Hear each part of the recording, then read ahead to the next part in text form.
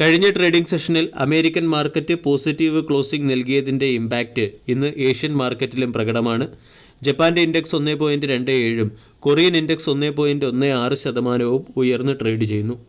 Brent ക്രൂഡിൻ്റെ വില $71 per barrel എന്ന ലെവലിലേക്ക് എത്തി. കഴിഞ്ഞ ദിവസം വോളറ്റൈലായിരുന്നിട്ട് കൂടിയും ഇന്ത്യൻ മാർക്കറ്റ് പോസിറ്റീവ് സൈഡിൽ ക്ലോസിംഗ് നൽകി. നിഫ്റ്റി 0.60% ഉയർന്ന് 24,276 ക്ലോസിംഗ് നൽകിയത്. അതേസമയം ഫോറിൻ ഇൻസ്റ്റിറ്റ്യൂഷണൽ ഇൻവെസ്റ്റർ ഇന്ത്യൻ മാർക്കറ്റിൽ നെറ്റ് സെല്ലറായി മാറി. 238 കോടി രൂപയുടെ സെല്ലിംഗാണ് കഴിഞ്ഞ ദിവസം നടത്തിയത്. ഡൊമസ്റ്റിക് ഇൻസ്റ്റിറ്റ്യൂഷണൽ ഇൻവെസ്റ്റർ 3,588 കോടി രൂപയുടെ ബൈയിങ് നടത്തുകയും ചെയ്തു. ഇന്നത്തെ ട്രേഡിംഗ് സെഷനിൽ സ്റ്റോക്ക് സ്പെസിഫിക് ആക്ഷൻ പ്രതീക്ഷിക്കേണ്ട ചില പ്രധാനപ്പെട്ട സ്റ്റോക്കുകളിലേക്ക് കടക്കാം. ഒന്നാമത്തേത് ഹിന്ദുസ്ഥാൻ യൂണിലിവർ. 193 കോടി രൂപയുടെ ടാക്സ് പേ ചെയ്ത് ഹിന്ദുസ്ഥാൻ യൂണിലിവർ GSK ഡീലിലുണ്ടായ ടാക്സ് ഡിസ്പ്യൂട്ട് അവസാനിപ്പിച്ചിരിക്കുകയാണ്. രണ്ടാമത്തേത് Mazagon dock ship builder. Mazagon dock ship builder അതിൻ്റെ സ്റ്റോക്ക് സ്പ്ലിറ്റ് മുമ്പ് പ്രഖ്യാപിച്ചിരുന്നു. സ്റ്റോക്ക് സ്പ്ലിറ്റിൻ്റെ റെക്കോർഡ് ഡേറ്റ് കമ്പനി പുറത്തുവിട്ടു. December 27 record date. Bajaj Finserv എന്ന company co branded credit card പാർട്ണർഷിപ്പ് അവസാനിപ്പിക്കുകയാണ്. കഴിഞ്ഞ ദിവസം RBL ബാങ്കുമായിട്ടുള്ള പാർട്ണർഷിപ്പായിരുന്നു അവസാനിപ്പിച്ചത്.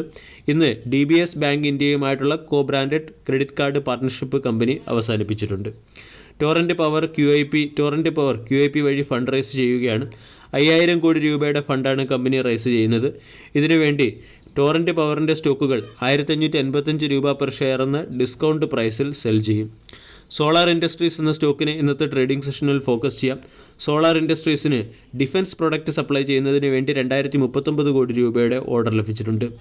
പ്രൈക്കോൾ എന്ന കമ്പനി TVS മോട്ടോറിൻ്റെ പ്ലാസ്റ്റിക് കമ്പോണൻറ്റ് ഡിവിഷനായ TVS മോട്ടോറാം സുന്ദരം ഓട്ടോ കമ്പോണൻസിനെ 215 കോടി രൂപയ്ക്ക് അക്വയർ ചെയ്തു. 120 കോടി രൂപയുടെ ഇൻവെസ്റ്റ്മെൻറ്റ് നടത്താനും കമ്പനി തയ്യാറെടുക്കുന്നു. പ്രോട്ടീൻ ഇ ഗവർണൻസ് ടെക്നോളജി എന്ന സ്റ്റോക്കിനെയും ഇന്നത്തെ ട്രേഡിംഗ് സെഷനിൽ ഫോക്കസ് ചെയ്യാം.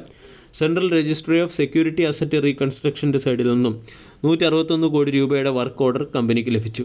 KPI ഗ്രീൻ എനർജി എന്ന കമ്പനി 300 മെഗാവാട്ട് ശേഷിയുള്ള ground mounted solar plant setup ചെയ്യുകയാണ്.